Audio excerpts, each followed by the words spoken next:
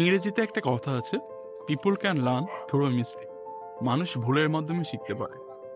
এখন বিষয় হচ্ছে, যারা সাকসেসফুল পিপল তারা কিন্তু একই ভুল প্রতিদিন করে না।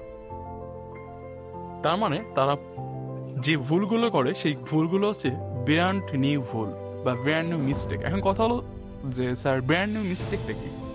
আমি যে ভুলটা আজকে করেছি সেই ভুল যাতে আমার পরবর্তী দিন না হয়, পরবর্তীতে যদি আমি অন্য কোনো ভুল করি সেটা থেকে আমাকে শিক্ষা নিয়ে পরবর্তী দিন ওই ভুলটা আর করা যাবে না। তার মানে তুমি যে একটা ভুল করেছো সেই ভুল থেকে শিক্ষা নিয়ে পরবর্তীতে যেন ওরকম ভুল আর না হয়, সেই জন্য বলেছে সাকসেসফুল পিপুলরা সবসময় ব্র্যান্ড নিউ মিস্টেক করে। তার মানে তারা গতানুগতিক যে ভুল সেগুলো বারবার করে না, কিন্তু যারা ফেলার পিপুল তারা কিন্তু একই ভুল বারবার করে।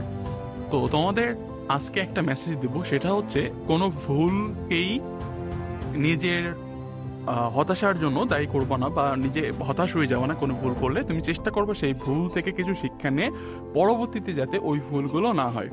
সুতরাং একটা জিনিস আমি সবসময় বলি যে ভুল করা খারাপ কিছু না, কিন্তু সেম ভুল করাটা খারাপ জিনিস। তুমি যে ভুলটা করেছো আজকে, সেই ভুলটা যদি প্রতিদিন করো সেই ক্ষেত্রে কিন্তু তোমার জন্য একটা ব্যর্থতা সাইন সেটা বহন করবে। আর একটা ভুল আজকে করেছো সেইটা সেই শিক্ষা নিয়েছো, সেই ভুল যদি সেম না হয়, তুমি যদি এইভাবে এগোতে পারো যে প্রতিদিন ব্র্যান্ড নিউ মিস্টেক, মানে যেই মিস্টেকগুলো করেছো সেই মিস্টেকগুলো যদি আর কখনো না হয়, তখন তুমি কিন্তু একদম সাকসেসফুল পিপুল হতে পারবে। সুতরাং একটা জিনিস সবসময় মনে রাখবা যে প্রতিদিন ভুলের থেকে তুমি কিছু শিক্ষা গ্রহণ করবা, যাতে এই ভুলগুলো আর ফিউচারে তোমার না হয়। তার মানে আমি তোমাকে বলছি না যে প্রতিদিন তোমাকে ভুল করতেই হবে, you have to make mistake, এরকম কিছু না। কিন্তু যেই ভুলগুলো তোমার হয়ে যায় সেই ভুলগুলো থেকে এমনভাবে শিক্ষা গ্রহণ করবা যাতে ভবিষ্যতে তোমার এই ভুলগুলো আর না হয়। আর এইভাবে যদি চলতে থাকে একদিন তুমি অবশ্যই সাকসেসফুল একজন পিপল হবে।